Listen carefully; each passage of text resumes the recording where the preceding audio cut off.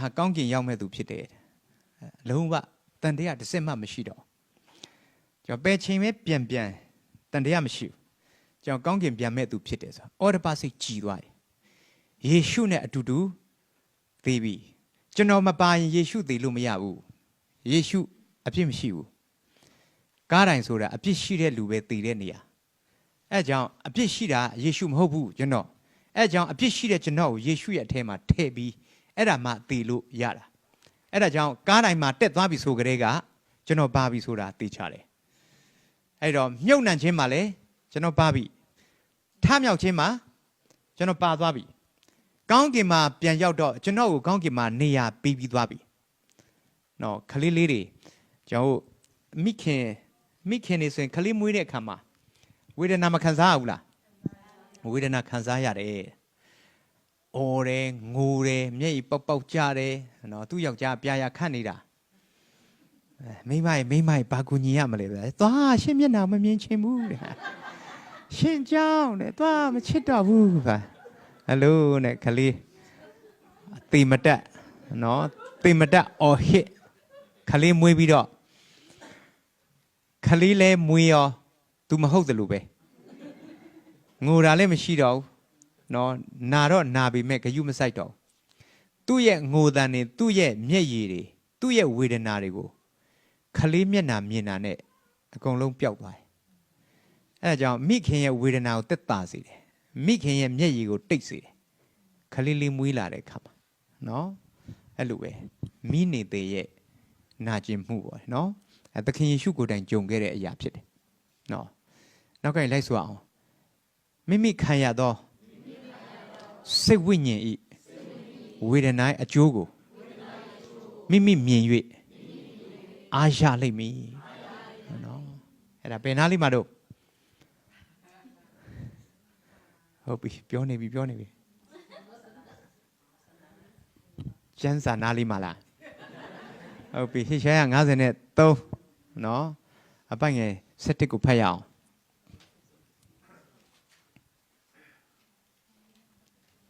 မောက်ဆက်စီစဉ်ကျွန်တော်တို့စပင်စတင်ပိုင်ပြင်ဆင်ပေးပါအောင်နော်တင်စရာတွေကပူများလာတယ်အချိန်ကပူနည်းလာတယ်မိမိစိတ်ဝိညာဉ်ခံရသောဝေဒနာ၏အကျိုးကိုမိမိမြင်၍အားရလိမ့်မည်ဟုတ်ပြီမိမိစိတ်ဝိညာဉ်ခံရသောဝေဒနာရဲ့အကျိုးကိုမိမိမြင်၍အားရလိမ့်မည်ဘာပြောချင်တာအဲ့ဒါသခင်ယေရှုမျက်ရည်နဲ့သွေးဆက်နဲ့အကုန်လုံးကိုခန္ဓာထဲကအရည်3မျိုးနော်အကုန်လုံးအားကုန်တယ်လေနော်မျက်ရည်ထွက်ရင်နှလုံးသားကျိုးပဲ့ရင်မျက်ရည်ထွက်တယ်အားကုန်တယ်အဲ့ဒါကြောင့်နှလုံးသွေးခေါ်တယ်မျက်ရည်သခင်ရှုမျက်ရည်ကြပြီးတော့လက်ဝါးကတိုင်းထမ်းရတော့ပင်ပန်းနဲ့ချွေးပြန်တယ်ချွေးပြန်ရင်အားကုန်တယ်ညှဉ်းပန်းနှိပ်စက်တော့အသွေးအသားတွေချိုးဖက်ခံရတယ်သွေးထွက်တယ်သွေးထွက်တော့အားကုန်တယ်ဘလို့မှလက်ဝါးကတိုင်းကိုမနိုင်မနှင်းနဲ့နော်ကရဏီကုန်းကိုထမ်းသွားရတာသူမနိုင်တော့တဲ့အဆုံးကုရနေပြည်သားရှိမုံကိုအကူကြီးတောင်းပြီးတော့နော်အဲ့မှာထမ်းကူရတာဆိုတော့သူခံရတဲ့ဝေဒနာဒါဆိုရင်သခင်ယေရှုရဲ့နော်ဝေဒနာကိုရေးမှတ်ထားတဲ့ကျမ်းစာဖြစ်တယ်နော်ဘယ်အချိန်မှာ तू အားရတယ်လို့ပြောရဲ तू ခံခဲ့တဲ့ဝေဒနာရဲ့အကျိုးကိုမြင်ရတဲ့အခါမှာအယံအားရတယ်တဲ့သူပေးဆက်ပြီးသူကယ်တင်ခဲ့တဲ့အခါမှာအဲ့ဒီအကြောင်းကိုနားလေသဘောပေါက်လာပြီးခရစ်တော်၌ပြောင်းလဲလာတဲ့လူသစ်တွေရဲ့မျက်နှာတွေ့ရတဲ့အခါမှာသူခံရတာ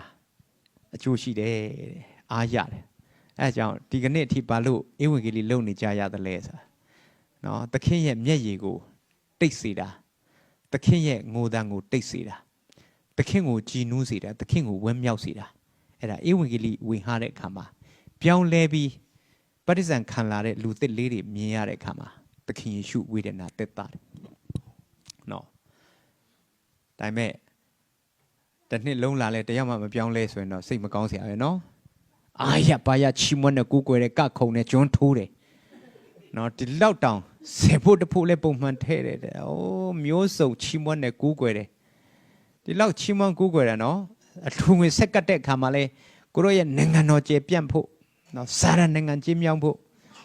အားရပါရပဲအလုံးကြီးကြီးတွေပဲသုံးတာ နော်ပြီးတော့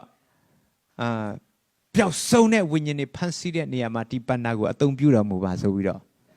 ကြီးကြီးကျယ်ကျယ်ကောင်းစင်တက်တယ်အဲ့တော့ကဲဒါဆိုရင်အလှငွေဆက်ကတ်တုံးကကောင်းစင်တယ်အဲ့လိုသုံးထားတယ်မလားဒါဆိုရင်အလှငွေအသုံးစရင်းတွေပြန်စစ်ကြည့်လိုက်တော့ပျော်ပွဲစားထွက်တဲ့နေရာမှာသုံးတယ်အိမ်သားမှာသုံးဖို့ဒီရှူးတွေဝယ်ကြတယ်နော်အဲ့လိုပဲစိတ်မကောင်းเสียနော်တစ်နှစ်လုံးဖះကိုမျက်စိနောက်အောင်ကပြီးတော့နော်စိတ်မကောင်းเสียနော်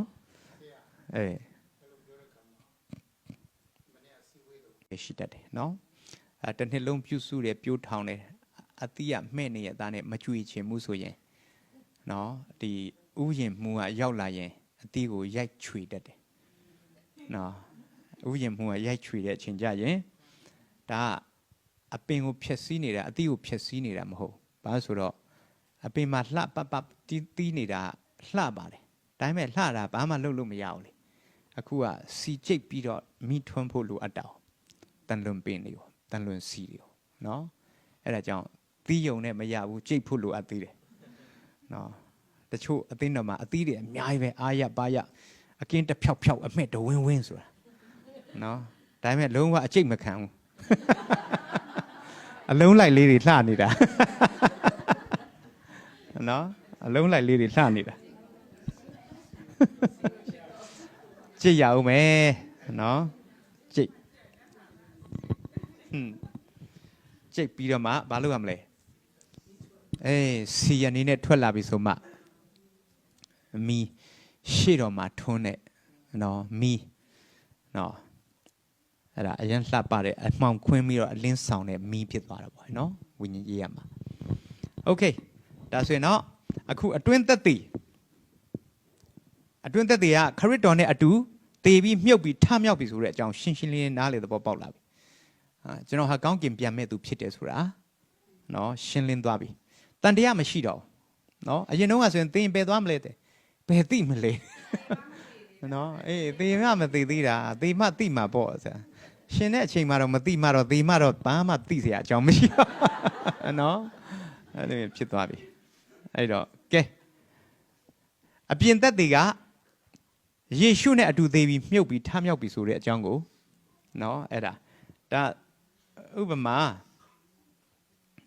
ဒီတာရကပေါ့အရိပ်ဆိုပါစို့နော်အရိပ်မှာဒီအစ္စရေးလူမျိုးတွေအီဂျစ်ပြည်ကနေထွက်မလာဘူးလားနှစ်ပေါင်းဘယ်လောက်ကျွန်ခံရလဲနှစ်ပေါင်း400နော်30ကယောသတုမိသားစုကောင်းစားတဲ့အချိန်နော်နောက်ပိုင်းယောသကိုမသိတဲ့ရှင်ဘုရင်တစ်ပါးပေါ်လာတယ်အဲ့မှာယာကုပ်တို့မိသားစုအယောက်ဘယ်နှယောက်ဆင်းသွားလဲ90နော်ကဲအီဂျစ်ပြည်ကနေထွက်လာပြီးတော့ဘာကူးကြလဲအေဒုံပင်လေဒီမှာလဲရှေ့မှာလဲပင်လေနောက်မှာလဲရန်သူနော်ဖာရောဘုရင်နဲ့အပေါင်းအပါတယ်ပေးပြီးဝဲရမှာပြေးဖို့ကလည်းမလွယ်ဘူးအသက်ကြီးပိုင်းနေလဲရှိတယ်လေမောရှေဆိုရင်အသက်80မောရှေရဲ့အကိုအာရွန်83နှစ်သူတို့နှစ်ယောက်ရဲ့အမမိရိအန်86နှစ်နော်အသက်86နှစ်မိရိအန်တောင်ကပြီးချီးမွမ်းတယ်နော်ကျောင်းအသင်းတော်လက်ခုပ်တီးဖို့တောင်မှမနှဲဘူးတုံမီရှုံမီလုံနေရတယ်နော်မဆိုရင်တက်တက်လက်လက်ဖြက်ဖြက်လက်လက်ကခုံရမှာလေတမန်တရားသိတဲ့လူကဟိုကြက်နာလူမနေရဘူးနော်ပေါ့ဘာပြီးတော့ခံယူချက်တွေကလည်းများတော့ဟိုကလာဝင်ဟသွားတယ်ဖះเจ้าလာတာကိုမသားအိမ်လာတာကြနေတာပဲနော်မျက်နှာကိုပြင်စမ်းနော်လှလှပပတွတ်လက်လက်ဖြက်ဖြက်လက်လက်ချီးမွမ်းမသားတွေပဲမလှုပ်တာနော်အသက်ရှင်တဲ့သူတွေကလှုပ်တယ်ကခုံတယ်အဲ့လိုလာဟောသွားအဲ့လိုဖြစ်ရမယ်နောက်ဆရာတပါးရောက်လာပြန်တယ်ဖះမျက်စိနောက်အောင်မလုပ်နဲ့ငြိမ်ဝက်လေးရစောင့်နေကြလို့ဆိုတာနေမဖတ်ဘူးလားဖះကိုများနေကကလေးကလာသွားလုံနေတယ်နော်အဲ့လိုပြောတော့ယုံကြည်သူတွေကဘယ်ဖက်လိုက်ရမှမသိတော့နော်အဲ့တော့သူ့နေရာနဲ့သူချီးမွမ်းတတ်ဖို့လိုအပ်တယ်နော်ဒါလူများဝက်နဲ့ကြည်ကွဲနေတဲ့အချိန်မှာမျက်စိနောက်အောင်သွားကတာတို့ဘာလို့ဆိုတာဒါမလုပ်သင့်ဘူးသူ သူ့နေရာနဲ့သူပေါ့လေနော်ဒါချီမွန်ကိုကွယ်တဲ့အပိုင်းမှာကျွန်တော်အသိတော်ရောက်တဲ့နေရာတိုင်းမှာမနေ့နှိုးဆိုရတယ် musician တွေလည်းရှိရတဲ့နဲ့အမှုပညာသမားတွေလည်းရှိရတဲ့နဲ့ကျွန်တော်ပြုစုပြောထောင်မှုအရင်အားနေတယ်ကျွန်တော်အသိတော်မှာတခြင်းရေးတဲ့ဆရာကြီးလည်းရှိတယ်ကျွန်တော်ကိုယ်တိုင်လည်းရေးတယ်ဆရာလင်းတန်ထူးတို့လည်းရေးတယ်ဒါပေမဲ့ပြုစုပြောထောင်ခြင်းမရှိဘူးနော်ကျွန်တော်2000တုန်းက2002တုန်းကထုတ်ခဲ့တဲ့တခြင်းခွေဆိုရင်ဘယ်လောက်တောင်ပေါက်လဲနော်တနင်္ဂနွေလုံးပေါက်တယ်ရွက်လွတ်နေစေတခြင်းခွေဆိုရင်နော်အားလုံးဒီကိုင်းကနအတိတိရဝယ်ပြီးတော့နော်အဲ့လောက်နော်နေပူတဲ့မိုးရွာတဲ့ဟိုမှာဆရာချစ်စမ်းမောင်တို့နဲ့သွားတွေ့နော် PTL မှာအဲ့လိုမျိုးလှုပ်ဆောင်ရတာဒါပေမဲ့လက်ဖက်တစ်ခွက်တောင်မတိုက်ဘူးဟောနော်ကြည့် left give people we ဒီလက်ဖက်တစ်ခွက်တောင်မတိုက်အဲ့လိုတွေနော်ဆိုတော့ဒီပန်းမတော့မဖြစ်ပါဘူးဒါပေမဲ့ဒီပြုစုပြောထောင်ခြင်းအပိုင်းအားနေတယ်နော်အဲ့ဒါကြောင့်လဲလွဲမှားတဲ့ဩဝါဒတွေဖြစ်တယ်အဲ့အသင်းတော်ကိုင်းကနတွေကကျမ်းစာနဲ့မညီဘူးစသဖြင့်တိုက်ခိုက်နော်ထိုးနှက်ပြီးမဲ့သူတို့ဆက်တဲ့သချင်းတွေကိုပဲအသင်းတော်မှာလာဆိုနေတယ်နော်တမန်တရားနဲ့မညီပေမဲ့လေနော်အဲ့ဒါကြောင့်သချင်းရင်းရင်လေအဲ့သချင်းဆိုရင်လေတမန်တရားနဲ့ညီသလားမညီဘူးလားဆိုတော့စစ်ဖို့လိုအပ်တယ်လေနော်ဒါဒီကနေ့ခေတ်ဆိုရင်ဒါ music အားကောင်းကောင်းနဲ့ပန့်ပိုးပေးတဲ့အခါမှာနော်ဒီနားထောင်လို့ကောင်းတော့ဝိုင်းပြီးတော့ဆိုကြတော့လားကျမ်းစာနဲ့မညီပေမဲ့ဟုတ်ပြီကဲဒါဆိုရင်တော့သူတို့ထွက်လာပြီမှတ်ရလွယ်အောင်လို့နော်14ရက်4လ1440မှန်ဆိုတော့14ရက်3လပါပဲဒါအီဂျစ်ပြည်ကနေထွက်လာအဲ့တော့ပင်လယ်မကူးမချင်းဘယ်သူလိုက်လာလဲဖာရောနဲ့စစ်သားတွေလိုက်လာပင်လယ်ကလည်းအနဲ့ကြီးနော်ဒီအနဲ့ပိုင်းကိုတော့မသွားပါဘူးသူ့ရဲ့မြေပုံလှိလာခြင်းအရာဆိုရင်ဒါပေမဲ့ကန်းဆက်မာတင်ကိုပေ900လောက်ရှိတယ်ဆိုတော့သူတို့ဖြတ်သွားတဲ့နည်းနည်းသူအထက်ပိုင်းမှာသူတို့ဖြတ်တာ哦သူတို့ဖြတ်သွားတဲ့ဒီနည်းနည်းနဲ့တဲ့အပိုင်းဆိုရင်ပေ1500နဲ့1900ကြားထဲမှာရှိမှာပင်လယ်အနဲ့နော်အခုချောင်းမဟုတ်လေနော်မြစ်လည်းမဟုတ်ပင်လယ်ဆိုတော့နော်အိုးဖက်မှာရေနံရံကြီးဒီဖက်မှာလည်းရေနံရံကြီးစာလံ98မှာမှတ်တမ်းတင်ထားတယ်ရေတို့ဒီပုံပုံကြွလျက်နေနော်အဲ့ဒါအဲ့ဒီမှာဘုရားသခင်ကလမ်းဖောက်ပေးတယ်နော်โอเคယေရှုပဲဆိုတော့အဲ့ဒီမှာလမ်းမကြီးဖြစ်သွားမယ်ဆိုတာဖာရောဘုရင်သိလားမသိဘူးငါးတွေရောသိလားမသိဘူးမောရှေရောသိလားမသိဘူးအာရုံလည်းမသိဘူးဣသရေလလူမျိုးတွေလည်းမသိဘူးတောအကျွမ်းဆုံးကဘာကောင်းလဲတောမှာဘယင်ရှင်သစ်တွေလည်းအဲ့လမ်းကိုမသိဘူးပြီးတော့ကောင်းကင်မှာပြန်ဝဲနေတဲ့နော်လက်ဒတွေလင်းယုံနေဆိုရင်သူတို့ကလမ်းကြောင်းမလိုဘူးလေနော်ပြန်ချင်တဲ့နေရာပြန်လို့ရတယ်ဒီလောက်သွားလာနေတဲ့လင်းယုံနေတော့အဲ့လမ်းကိုမသိဘူးတဲ့ဖယားသခင်ပဲအဲ့ဒီမှာလမ်းမကြီးဖောက်ပြီးသူပို့ဆောင်လိုက်မယ်ဆိုတော့ဖယားပဲသိတယ်အဲ့ဒါဖယားသားသမီးတွေကကိတ်ဆုံးသွားပြီလမ်းဆုံးသွားပြီဆိုတော့မရှိဘူးသူ့ကိုယုံကြည်တဲ့သူတွေအတွက်အမြဲတမ်းဖယားသခင်စီမှာလမ်းကြောင်းဖောက်ပြီးဖို့အမြဲတမ်းအစဉ်သိရှိတယ်အဲ့ဒါကြောင့်ဒီမှာလဲကျမ်းမာရေးအရာတော်၎င်းစီးပွားရေးအရာတော်၎င်းလုပ်ငန်းနဲ့ပတ်သက်လို့တော်၎င်းကိတ်ဆုံးသွားပြီထင်တယ်ငါမရတော့ဘူးထင်တယ်ငါတို့မိသားစုတော့သွားပြီထင်တယ်ဆိုရင်ဖြောလင့်ချင်းကုန်ခမ်းပြီးတော့အဲ့လိုမျိုးဖြစ်เสียအကြောင်းမရှိဘူး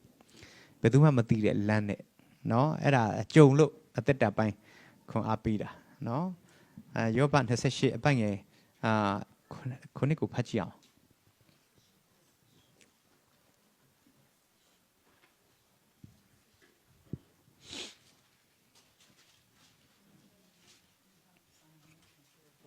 โอเค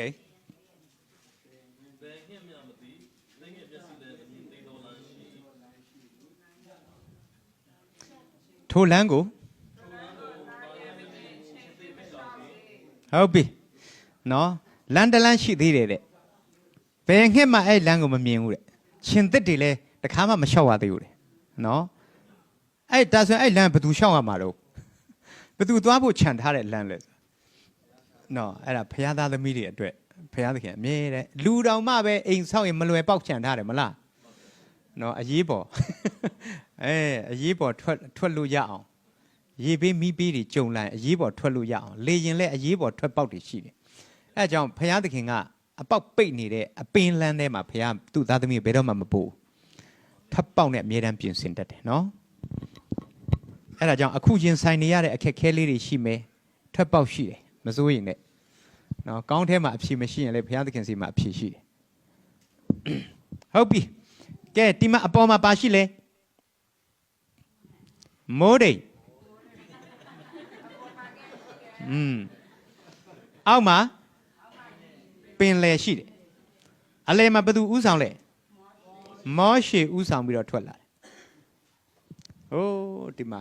တညအလုံးကူးပြီးတော့ဟိုဘက်ကန်းကိုပြန်တက်သွားကြပြီဒါကဗာလေအရေးဖာရောဘုရင်နဲ့စစ်သားတွေကစာရမဏတ်နဲ့ဝိညာဉ်ဆိုးတွေကိုပုံဆောင်တယ်ဒီမှာနောက်ကနေလိုက်လာတယ်အမျိုးမျိုးညှိကြည့်တယ်နော်စာရန်ဆိုတာအမိရအမိစားကောင်းချက်ကောင်းစားနည်းနည်းရနည်းနည်းယူတယ်သူကနော်အဲကြောင့်ဆီယမဒီမှာအေးပြောဖူးတယ်စာရန်ကိုခမရအထင်မသေးနဲ့တဲ့ညတလက်မလောက်လေးဟပြီးလိုက်လေတကူလုံးဆွဲသွင်းသွားလိမ့်မယ်နော်အခုလေလိုက်ညှိတယ်သလားဟာတင်တော့မတင်ရသေးဘူး10နိုင်ထိုးပြန်နော်အဲ့တော့လိုက်ညှိတယ်ယောက်ျားတွေမသွားနဲ့ဘယ်သူမှမသွားနဲ့မဟုတ်မသွားလို့မရဒါဆိုရင်ယောက်ျားတွေပဲသွားတယ်မိန်းမတွေနဲ့ကလေးတွေခြံခဲ့မရဘူးမိန်းမကိုကလေးကအကုန်လုံးသွားမယ်ဒါဆိုရင်လူပဲသွားတရိษံနေနဲ့ပစ္စည်းရတယ်အကုန်ထားခဲ့မဟုတ်ဘူးအကုန်လုံးထမ်းသွားရမယ်နော်တခုမဟုတ်တခုအမြဲတမ်းအခုလေအသင်းတော်တွေမှာယောက်ျားပြောင်းလဲလာတယ်အေးဘောယောက်ျားပြောင်းလဲဆိုတော့မပြောတော့ပါဘူးဒါပေမဲ့ဒီမှာနင်တို့တို့အမေနဲ့ကလေးတွေတော့ဒီအသင်းတော်မှာပဲပါဝင်ကြပါစေနောက်ပိုင်းမိန်းမလည်းပြောင်းလဲလာကလေးလည်းပြောင်းလဲလာအသင်းတော်မှာနော်အသင်းသားအနေနဲ့ဆက်ကတ်ချင်တယ်အေးမိသားရတော့သွားတာတော့သွားပေါ့လေဒါပေမဲ့ဆေဖို့တဖို့တော့ဒီမှာပဲထည့်ကြပါတယ်နော်တခုမဟုတ်တခုဆွဲတမန်တရားမှာမပြက်သားမရက်တည်နိုင်အောင်တခုပြီးတခုဆွဲနေတာအဲစာရမဏေရဲ့နီးပရိဖြစ်တယ်နော်စာရန်လေတာကျွန်တော်သိရမယ်ဟုတ်ပြီအခုမိုးတိမ်နဲ့ပင်လယ်ကြားထဲမှာတိကောအခန်းကြီး30အပိုက်ငယ်1နဲ့2မှာ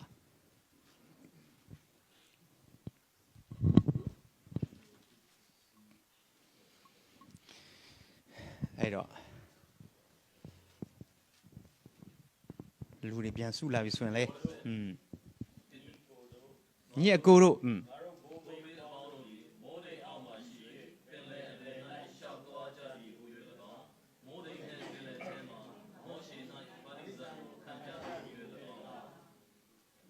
ဓမ္မအစာကို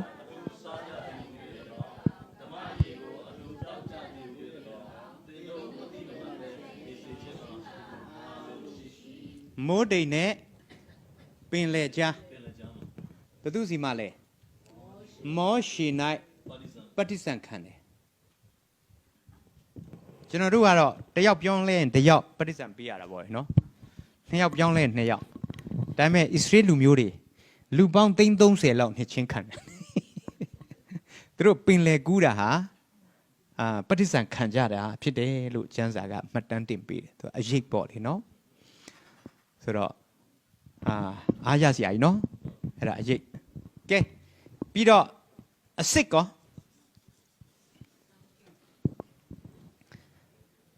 အစစ်ကကြတော့ယေရှုနဲ့အတူ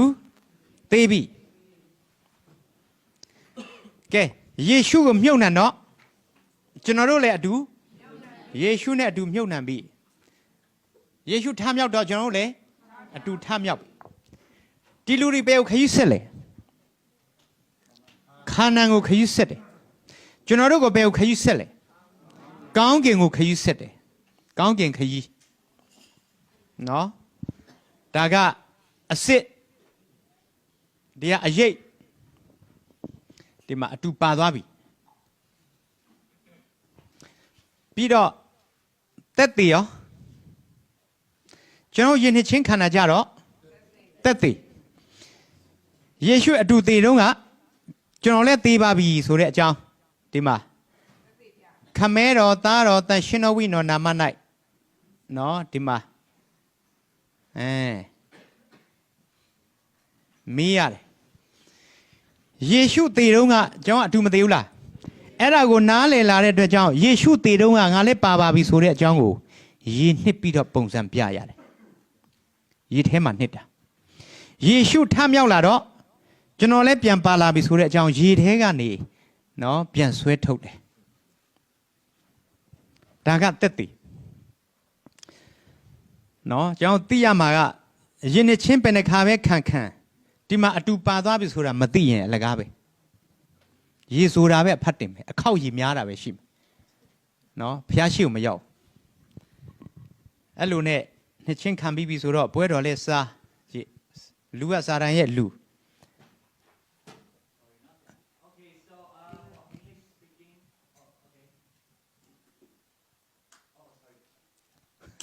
โอเค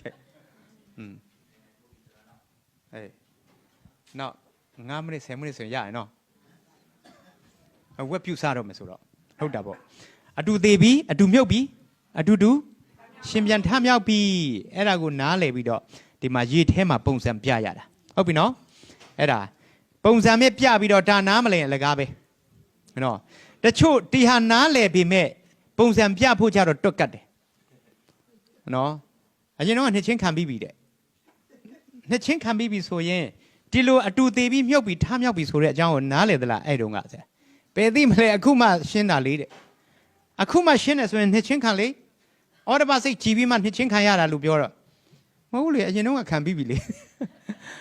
နော်အရင်တော့နှစ်ချင်းခံတော့အခုလို့ရှင်းသလားဆိုတာမရှင်းဘူးလေအခုမှသဘောပေါက်တာလေတဲ့နော်အော်အဲ့ဒါထန်ပတ်စတိုင်လို့ခေါ်တယ်ပတ်စတိုင်လေထန်ပတ်စတိုင်ပေါင်းပြီးရှိအရင်ဝက်ပြီးတော့အတွင်းခံကပြင်မှာဝက်တယ်ကလာနော်အခုယင်းချင်းခန္ဓာကအရင်ကဲတင်ချင်းသဘောပေါက်တာကနောက်မှပြောင်းပြန်နေဖြစ်ကုန်တယ်အဲ့ဒါကြောင့်ယင်းချင်းခန္ဓာဆိုတာရှက်ရမယ့်ကိစ္စမဟုတ်နော်ဒီမှာထွက်လာပြီးပြီမှန်တယ်ဆိုရင်ပင်လေကူးကိုကူးရတယ်အခုယေရှုနဲ့အတူသေးတာမှန်ရင်အတူမြုပ်နှံပြီးတော့ရှင်ပြန်ထမြောက်ခြင်းမှာပါကိုပါရတယ်ဒုတိယမွေးချင်းတကယ်ရှင်းလင်းနားလေသဘောပေါက်ပြီဆိုရင်ယေရှုနဲ့အတူသေးပြီးမြုပ်ပြီးထမြောက်ပြီးဆိုတဲ့အကြောင်းနှလုံးသားထဲမှာယုံကြည်တဲ့အရာကျမ်းစာညွှန်ကြားတဲ့အတိုင်းယဉ်ချင်းမင်္ဂလာခံယူရတယ်အခောက်ရည်နဲ့မဆိုင်ဘယ်ဆရာကြီးကပြီးခဲ့တယ်ဘယ်ဆရာလေးကအဲ့ဒါနဲ့မဆိုင်နော်ဒီကျွန်တော်လည်းဖြန်းတာအောင်ဆိုရင်3ခေါက်ရှိတာပဲနားမလည်ဘူးလေနောက်မှမိမြို့မှာနေတော့ကအဲ့ဒါကောင်းကောင်းရှင်းလင်းနားလေသဘောပေါက်ပြီးတော့ကန်တော်ကြီးမှာပဲကျွန်တော်ယဉ်ချင်းမင်္ဂလာခံယူခဲ့တာနော်အရင်ဖြန်းတာနဲ့နော်နှစ်တာမသိဘူးနော်အဲ့ဒါကြောင့်ကျွန်တော်ယဉ်ချင်းခဏခဏခံကြလို့ဆိုတာမရှိသလိုတခါတည်းပဲခံကြလို့ဆိုတာလည်းမရှိဘူးအော်တပါစိတ်ကြည်စွာနားလေသဘောပေါက်ပြီးတော့ယဉ်ချင်းခံမှပွဲတော်မင်္ဂလာယူတဲ့အချိန်မှလည်းအဆင်ပြေတယ်ကဲတင်ချင်းသဘောပေါက်ပြီးမဲ့ယဉ်ချင်းမခံတဲ့အခါမှာပွဲတော်မင်္ဂလာယူတဲ့အချိန်မှာအော်တပါစိတ်ထဲမှာမကြည်တော့နော်ကိုတိတဲ့စိတ်ကလာထောက်ပြီလေကိုစစ်ဆေးပြီးမှမုံကိုစားစေစပြည့်လည်းတောက်စေမထိုက်မတန်ပဲစားတော့သူမိသည်ကကိုဘာအပြစ်ရောက်အောင်လှုပ်တာနဲ့အတူတူပဲတဲ့သူအမှုကြောင့်သင်တို့တွင်ဖျားတော်သူနာတော်သူသေတော်သူလည်းအများရှိကြ၏လို့ပွဲတော်မစားတဲ့လူတွေတော့အကောင်နော်ပွဲတော်သွားစမ်းပါနည်းနည်းကွိုင်းရှိတယ်လို့ဖြစ်လဲဒါတစ်ကောဆက်တစ်ထဲမှာအကုန်လုံးရှင်းထားတာနော်အဲ့ဒါကြောင့်ဒါအသွေးတော်နဲ့အသားတော်အဲ့ဒါကင်ထားပြီနော်မုံကိုစားတော့မယ်ဆိုကြတဲ့ကဒီမုံရဲ့နောက်ွယ်ကအကြောင်းရင်းကိုကောင်းကောင်းရှင်းရမယ်ဒီစပြည့်ရည်ရဲ့နောက်ွယ်ကအကြောင်းရင်းကိုကောင်းကောင်းရှင်းရမယ်အတူသေးချင်းမြုပ်နှံချင်းထမြောက်ချင်းအတူပါသွားပြီဆိုတဲ့အကြောင်းကိုနားမလည်ဘူးဆိုရင်ဘာကို revision လုပ်မှာလဲနော်ငါ့ကိုအောက်မေ့သောအခါထို့သို့ပြုကြလို့ပြောရလေအတူပါသွားပြီတေးပြီမြုပ်ပြီထမြောက်ပြီဆိုတဲ့အကြောင်းနားမလဲသဘောမပေါက်ဆိုရင်အဲ့ဒါပါအောင်အောက်မေ့မှာကောင်းကောင်းရှင်းလင်းတဲ့အရာကိုပဲအောက်မေ့ရတာဟုတ်နော်ဒီမှာမနှစ်တုန်းကစင်ကာပူမှာဘယ်နားမှာရောက်ခဲ့လား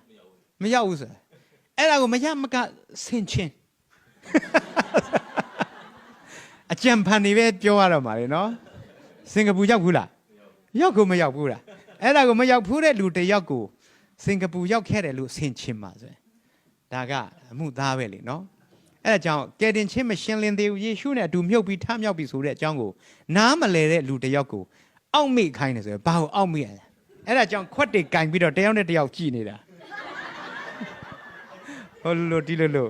လူငယ်တွေကတယောက်နဲ့တယောက်စနေတယ်စပြည့်ဖြော်တဲ့လူကဘယ်သူလဲမသိဘူးကျဲလိုက်တာတဲ့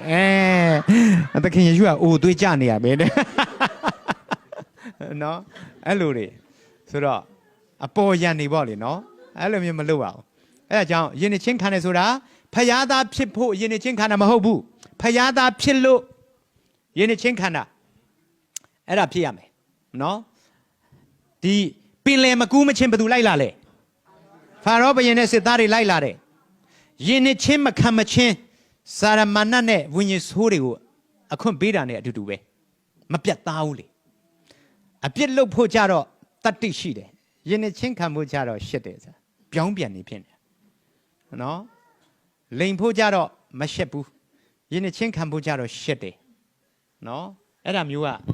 မဖြစ်တဲ့အရာနော်မဿဲအခန်းကြီး30အပိုက်ငယ်32 33ကျွန်တော်ခက်မြန်မြန်လေးဖတ်ရအောင်လူကအခန်းကြီး9အပိုက်ငယ်23ပါ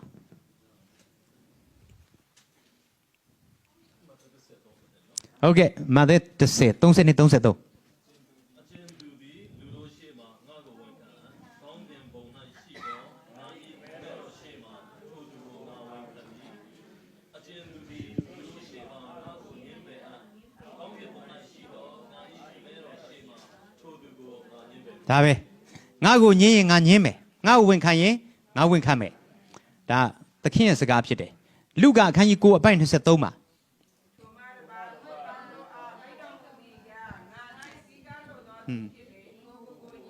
အပိုင်း26ဖတ်လိုက်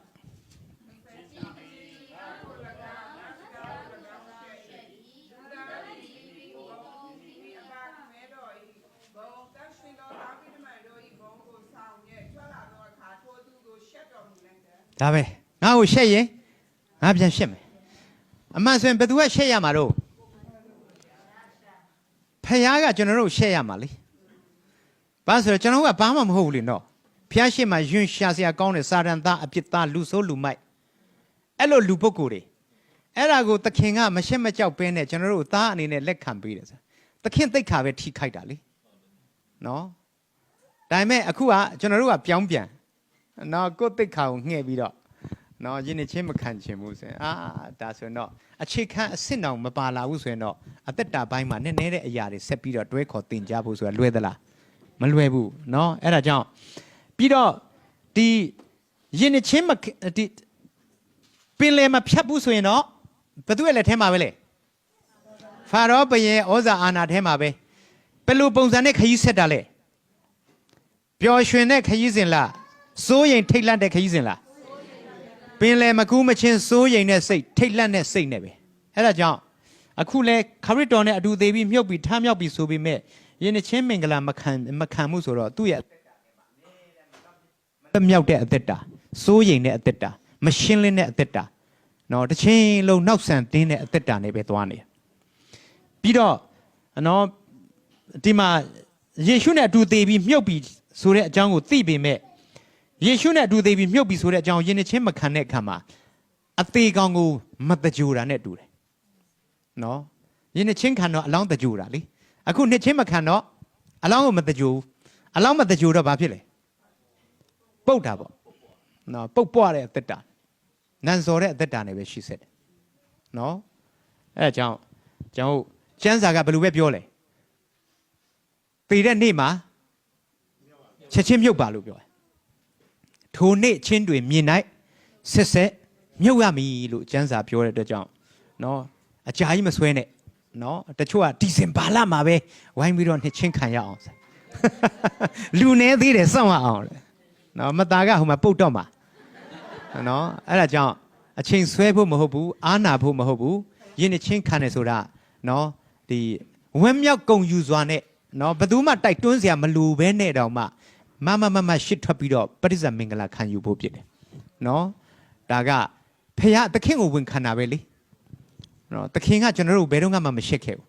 ကျွန်တော်တို့ကသခင်ကိုပြန်ရှက်တယ်ဆိုရင်ဘယ်ဖြစ်မလဲဘာမှမဟုတ်တဲ့ကျွန်တော်ကသိခါလေးကိုငှဲ့ပြီးတော့ပြန်ရှက်တယ်ဆိုရင်သွားပြီနော်အဲ့ဒါကြောင့်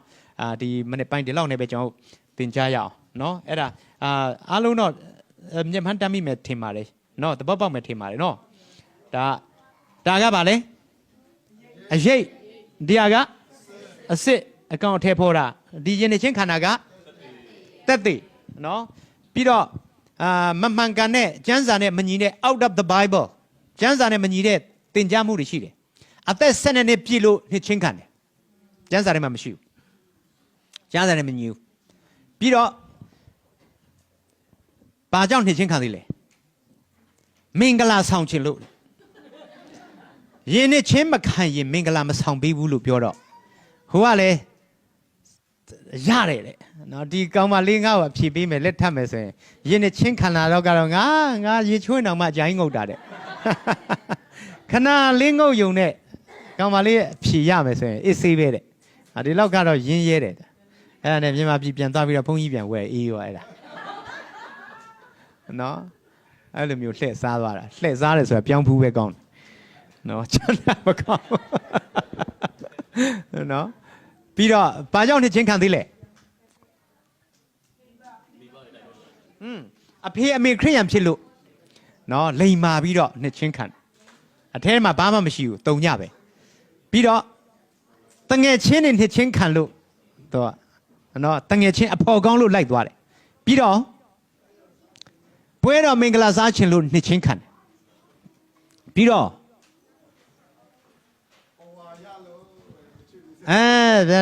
second hand ရလို့နော်မြန်မာပြည်မှာသာသနာပြုတဲ့အခါမှာ second hand အင်ဂျီတွေပေးပြီးတော့နှစ်ချင်းခံခိုင်းတာတွေရှိတယ်နော်တယောက်ကကြတော့စမ်းကြည့်တာတဲ့နော်စမ်းကြည့်တာနော်ရင်းနဲ့ချင်းခံပြီးတော့ပြန်ထလာယေရှုကိုတွေ့ရတယ်လို့ပြောကြလို့တဲ့နှစ်ပြီးတော့မေးတယ်တွေ့လားဆရာမတွေ့ဘူးတဲ့ပြန်နှစ်ယေရှုတွေ့လားမတွေ့ဘူးတဲ့ဒါဆိုရင်ခမည်းတယောက်ထဲနဲ့ကြာနေပြီအခုတွေ့တဲ့ဟာပဲပြောနော်အဲ့ဒါနဲ့ခမဲတော်သားတော်တန်ရှင်တော်ဝိညာဉ်ရင်းနေချင်းပေး